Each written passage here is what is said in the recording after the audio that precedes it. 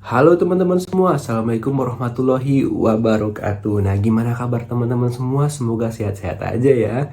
Nah, di video kali ini kita agak buat space dulu untuk review drama karena ada hal penting yang mau aku sampaikan ke teman-teman semua. Ini untuk kita juga sih, khususnya bagi yang udah kerja ya teman-teman, karena kan sebelum-sebelumnya itu sempat beredar ataupun lagi heboh-hebohnya soal JHT, pencairan JHT gitu kan.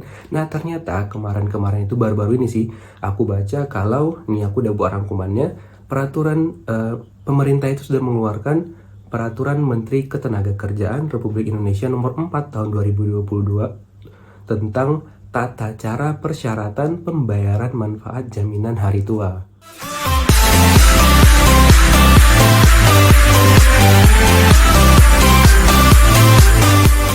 Nah, jadi undang-undang ini intinya itu mengatur tentang siapa-siapa aja sih sebenarnya yang berhak untuk mendapatkan ataupun bisa mencairkan JHT. Karena kemarin kan sempat heboh tuh di usia pensiun doang yang bisa gitu kan. Karena sebelumnya kan tiap kita resign ataupun keluar dari pekerjaan kita bisa mencairkan gitu. Kayak kan lagi waktu itu kan lagi pandemik, lagi heboh-hebohnya, jadi banyak orang yang kehilangan pekerjaan dan juga butuh JHT itu untuk dicairkan untuk buka usaha atau hal yang lainnya gitu. Nah, jadi pemerintah itu mengeluarkan surat tentang itu gitu. Jadi aku udah rangkum di sini teman-teman. Jadi yang pertama nih, oke kita langsung aja ya. Yang pertama, manfaat JHT dibayarkan kepada peserta jika ada 3 poin di sini. Yang pertama, mencapai usia pensiun. Terus yang kedua, mengalami cacat total tetap. Ataupun yang ketiga, meninggal dunia. Nah, teman-teman yang protes dulu ya. Jadi biar aku lanjutkan dan jangan skip videonya biar benar-benar paham ya. Kemudian di poin kedua yang aku catat di sini itu peserta yang pensiun, ini di garis bawah ya, termasuk juga peserta yang berhenti dari pekerjaannya ataupun mengundurkan diri. Nah, kemudian juga termasuk yang terkena PHK ataupun meninggalkan Indonesia untuk selama-lamanya, mungkin ganti keluarga negaraan kali ya maksudnya di sini. Terus jadi di sini yang dimaksud mencapai usia pensiun itu dibagi lagi, jadi kayak mengundurkan diri, terus pensiun atau meninggalkan Indonesia untuk selama-lamanya. Jadi bukan poin yang awalnya kita kira ya. Jadi udah dibagi lagi, so kurang lebih hampir sama sih dengan sebelumnya. Kemudian di poin ketiga yang aku tandain di sini, itu usia pensiun yang dimaksud itu adalah 56 tahun atau tergantung dalam perjanjian kerja ataupun perusahaan ataupun perjanjian kerja bersama. Kadang-kadang kan ada tuh yang lebih dari 56 tahun dia tetap bekerja. Jadi biasanya ya tergantung perjanjian yang sudah dia buat dengan perusahaan gitu loh. Cuma kan usia pensiun yang biasa itu 56 kalau memang dia bekerja sampai pensiun.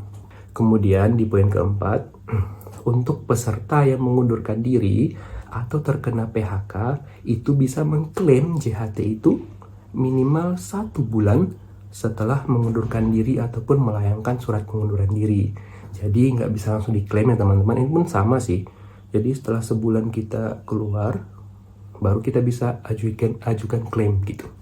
Nah, di poin kelima, nah jika peserta meninggal dunia itu JHT-nya bisa diklaim ataupun dibayarkan ke ahli warisnya. Misalkan janda, duda, atau anaknya sendiri. Misalkan suami yang meninggal, istrinya atau anaknya. Atau sebaliknya, istri yang meninggal bisa ke suaminya ataupun anaknya gitu.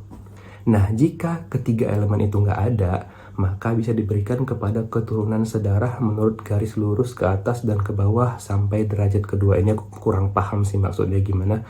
Kemudian bisa juga ke saudara kandung, ke mertua atau pihak yang ditunjuk di dalam surat wasiat dari orang yang harusnya menerima JHT itu gitu. Terus jika pihak yang ditunjuk dalam surat wasiat itu nggak ada juga orangnya, jadi JHT-nya itu dikembalikan ke Balai Harta Peninggalan sesuai dengan ketentuan peraturan perundang-undangan. Nah, di poin selanjutnya itu aturan ini berlaku mulai tanggal aturan surat itu dibuat pemerintah itu tanggal 26 April 2022. Jadi baru-baru aja nih teman-teman. Jadi itulah rangkuman-rangkuman dari surat yang sudah dikeluarkan oleh pemerintah mengenai tata cara persyaratan pembayaran manfaat JHT ataupun jaminan hari tua.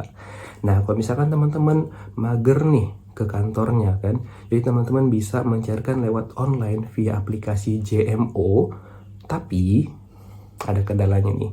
Kalau dulu kan saldo kita berapa aja pun bisa. Cuma kalau sekarang itu untuk JMO maksimal 10 juta. Jadi kalau yang di atas 10 juta saldonya itu nggak bisa pakai aplikasi itu. Tapi tetap bisa online melalui lapak asik BPJS gitu. Jadi kalau misalkan saldo kalian di atas 10 juta, jadi nggak bisa ke kantornya ataupun mager, bisa lewat lapak asik BPJS. Nah, untuk cara-caranya gimana? Ini aku nggak sampaikan di video ini, itu kalian searching aja di YouTube, itu banyak juga yang buat tutorialnya, karena kondisinya aku buat nanti terlalu panjang gitu. Atau misalkan kalau ribet ataupun bermasalah, ada data yang bermasalah, ya mau nggak mau kita harus ke kantornya. Ya, gimana lagi? Dan di suratnya juga dijelaskan bahwa untuk pencairan dari si dana JHT itu, setelah kita selesai semua urusannya, persyaratannya udah lengkap, dan kita juga berkas-berkasnya udah kita kirim semua, dan udah lengkap semua, jadi biasanya maksimal 5 hari kerja ataupun maksimal 1 minggu lah, itu uangnya bakal cair. Begitu teman-teman. Nah, itu aja yang mau aku sampaikan ke teman-teman semua. Semoga bermanfaat ya bagi teman-teman yang memang baru mengundurkan diri, atau nanti ada yang terkena PHK atau segala macam yang ya misalkan teman-teman awalnya bekerja dan ingin mencairkan JHT gitu. Semoga informasi ini bermanfaat. Sampai jumpa lagi di video selanjutnya. Assalamualaikum warahmatullahi wabarakatuh. Dadah.